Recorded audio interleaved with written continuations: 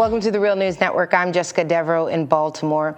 Here at the Real News, you know that we like to give you the story behind the story and provide you with some analysis. Here to discuss the relationship between the military and economic interests is Zeinab Abul Magd. She is an assistant professor of Middle Eastern history at Oberlin College and American University in Cairo. She published a series of short studies on the Egyptian military and their economic enterprises. Thanks for joining us, Zeinab. Thank you. So, Zeinab, let's start off the conversation with President Morsi. As you know, he was the first civilian elected president in post-colonial Egypt. Can you discuss with us what was President Morsi's relationship with the military before his ouster, particularly in the sense of how did they work together economically? Well, economically, they had a perfect relation. As you know, the Egyptian military institution owns a huge economic empire. They own hundreds of factories and companies and farms that they inherited from the Mubarak period. Mubarak allowed them to create such businesses, and when Morsi came to power, he made sure, in order to foster a good relation with the military institution, to maintain such economic enterprises and also allow the military to expand these enterprises, to build new factories, to create new companies, to invest in new things. So at an economic level, they had a perfect working relationship together. Okay, but the Muslim Brotherhood, which is the party of Morsi, as we were discussing earlier, were they seen as competitors for the military in terms of economically speaking? Were they competitors? No, in reality, the military businesses were competitors or were competing with the old business tycoon investments, because the old business tycoon of the Mubarak regime were owners of heavy industries in steel, in cement, in chemicals, and such things. And the military was also building factories of cement and steel and heavy industries. So the military was competing with them, and this created a lot of tension between the military and the old business tycoon of Mubarak and Gamal Mubarak, which also helped with the military taking the side of the 2011 revolution. But when it comes to the Muslim Brothers businesses, there is no competition between them, because the Muslim Brothers do not intend to invest in heavy industries. They invest basically in commerce. They are very good at importing goods, importing stuff from especially countries like Turkey and China, and selling this stuff at a good profit here in Egypt. So they are very great at opening stores of imported furniture, imported food, the grocery stores, things like this that have to do with commerce, basically with importing and selling. Whereas, as I said, the military, they invest in heavy stuff, in building factories, cultivating farms, things like this. So there was very limited competition between the two of them, and the Muslim Brothers also wanted to make sure that they not to make the military angry at them, so they didn't want to touch their enterprises or go into some tension in terms of competition with them. Okay, let's talk about the man in charge, Sisi, who's the chief of staff of the military. What is his relationship to the business elite?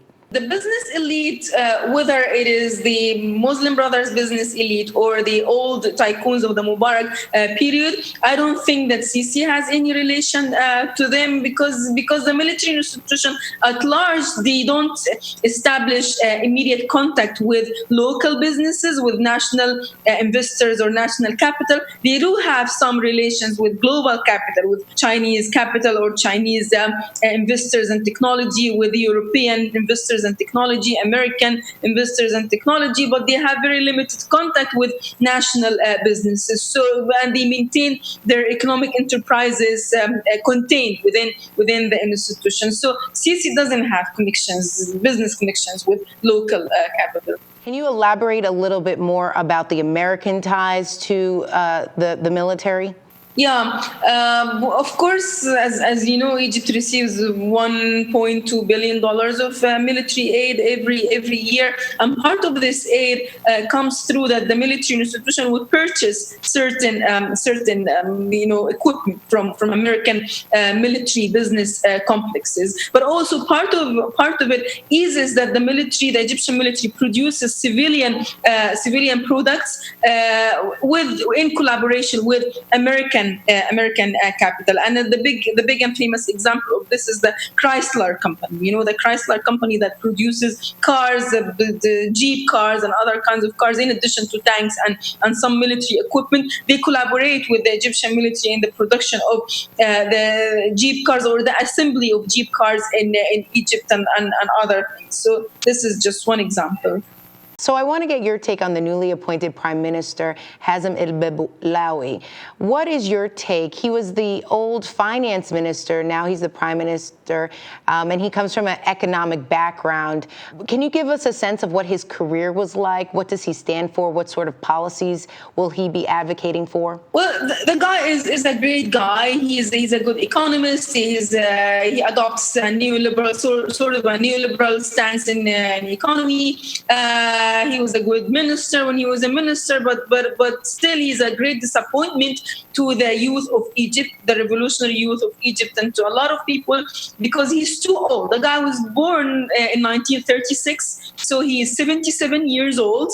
And he cannot really, envision, or he cannot really grasp what the youth on the streets want, what the younger generation of even the people who are in their 40s or 50s, the Egyptian people who are in their 50s or 40s or 30s, their anticipations and their hopes after the new wave of the revolution.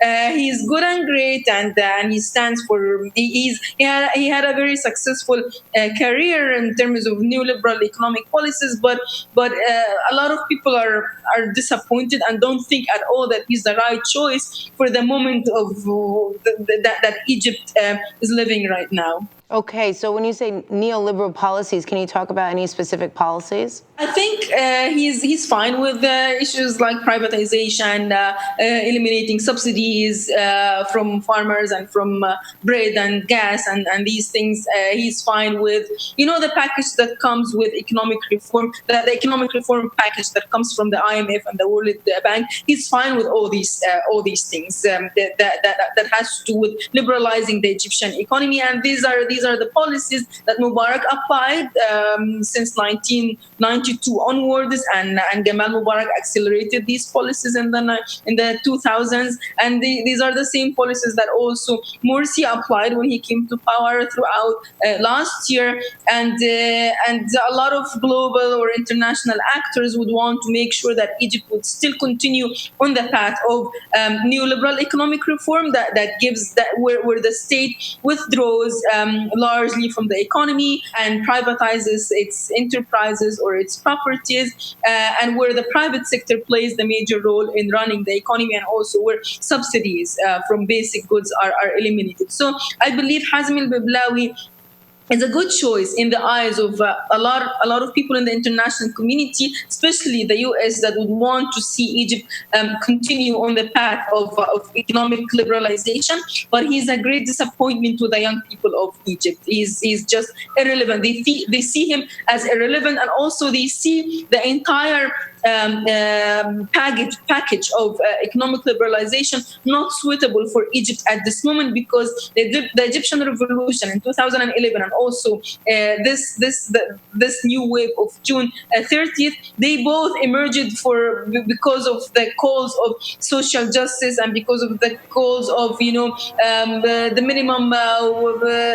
minimum wage giving to workers and the lower classes of employees, and people, especially young activists, young revolutionary activists, do not believe that neoliberalism is the right path for Egypt to go now. So if you bring a prime minister who's first of all too old, almost the age of Mubarak, or a few years only younger than Mubarak. In addition to that, he doesn't really feel the needs of the streets in terms of social justice and minimum wage and all the demands of the poor, because he's a typical liberal, economically liberal guy. A lot of people don't believe that he would really deliver what the revolutionary moment needs. We'll certainly be continuing this conversation. Thank you so much for joining us. You most welcome. And thank you for joining us on the Real News Network.